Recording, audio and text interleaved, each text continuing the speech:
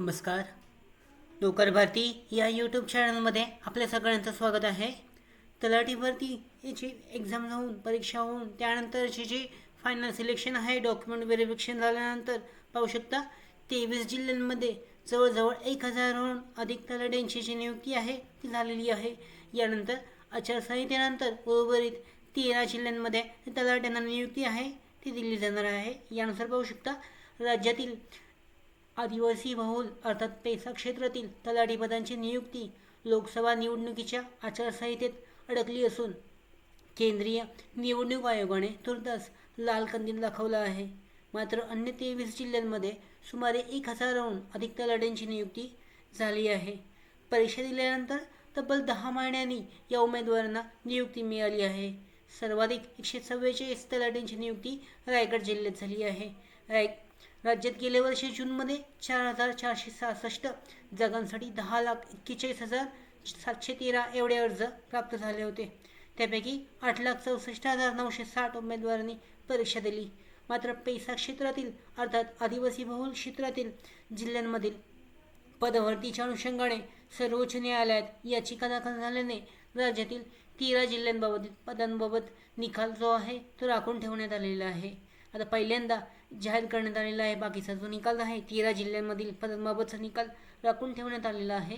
त्याचबरोबर पहिल्यांदा जाहीर करण्यात आलेल्या गुणवत्ता यादीनंतर 23 जिल्ह्यांमध्ये यशस्वी उमेदवारांच्या कागदपत्रांच्या पडताळणीची प्रक्रिया सुरू करण्यात आली होती.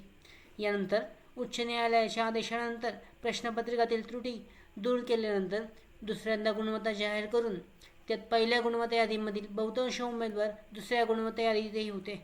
यानुसार जे आहे दुसऱ्या गुणवत्ता यादी जाहीर करून पैसा क्षेत्रातील 13 जिल्ह्यांमध्ये पैसा क्षेत्र वगळून पदांच्या भरतीचा मार्ग जो आहे तो क्लिअर केला गेला आणि या 13 जिल्ह्यांमध्ये जाहीर झालेल्या गुणवत्ता यादीमधील उमेदवारांच्या कागदपत्र पडताळणीला काहीसा विलंब झाला.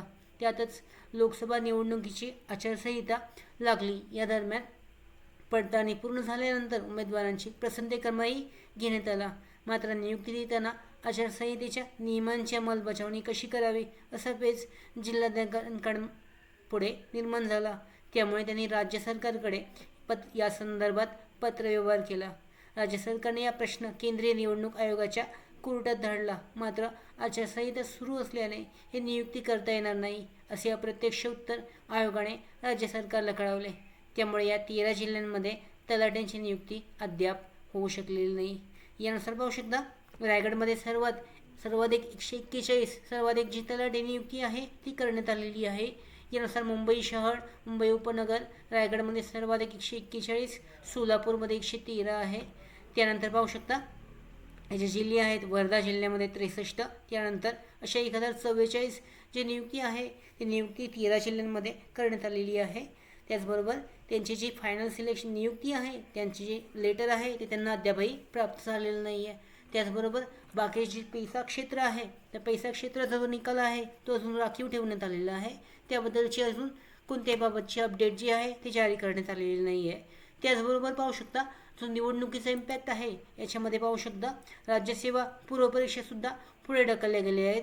त्याचबरोबर परीक्षांच्या तारखाच जाहीर करण्यात आलेल्या नाही आहेत. पाहू शकता याच्यामध्ये जे पुढे ढकलण्यात आलेल्या परीक्षा आहेत 28 एप्रिल रोजी होणारी महाराष्ट्र राजपत्रित नागरी सेवा संयुक्त पूर्वपरीक्षा अचानक महिनाभरापूर्वी पुढे ढकलण्यात आली आणि नवीन तारीख जी आहे ती अजून जाहीर करण्यात आलेली नाही आहे.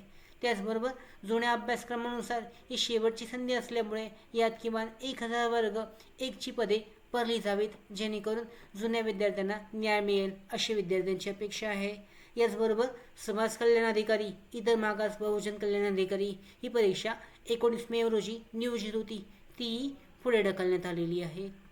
यानंतर निकाल प्रलंबित असलेली परीक्षा पाहू शकता लोकसेवा आयोगामार्फत घेण्यात आलेल्या संयुक्त मुख्य परीक्षा गट ग लिपिक टंकलेखक 2023 मुख्य परीक्षा 17 डिसेंबरला झाली. आता 4 महिने होऊनही या परीक्षेचा निकाल जो आहे याबाबत अजून कोणतीही आयोगाकडून स्पष्टता देण्यात आलेली नाही आहे. याबाबत पाहू शकता विद्यार्थ्यांचा जो एक महत्त्वाचा दिवस असताना परीक्षेच्या पुढे ढकलले जात आहेत याबद्दल सरकार गंभीर नसल्याचं दिसत आहे. यानुसार पाहू शकता लोकसभा निवडणुकांमुळे राज्यसेवा पूर्वपरीक्षेसह अनेक परीक्षा सरकारने पुढे ढकलण्यात आलेल्या आहेत.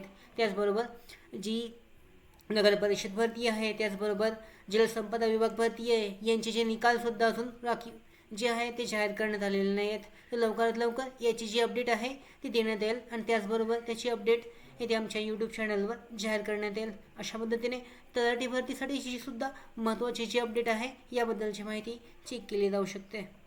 त्याचबरोबर आमच्या भरती updates, study material, online test series, police भरती प्रॅक्टिस टेस्ट आणि अधिक माहितीसाठी नोकर भरतीच्या यूट्यूब चॅनलला सबस्क्राईब करा. धन्यवाद.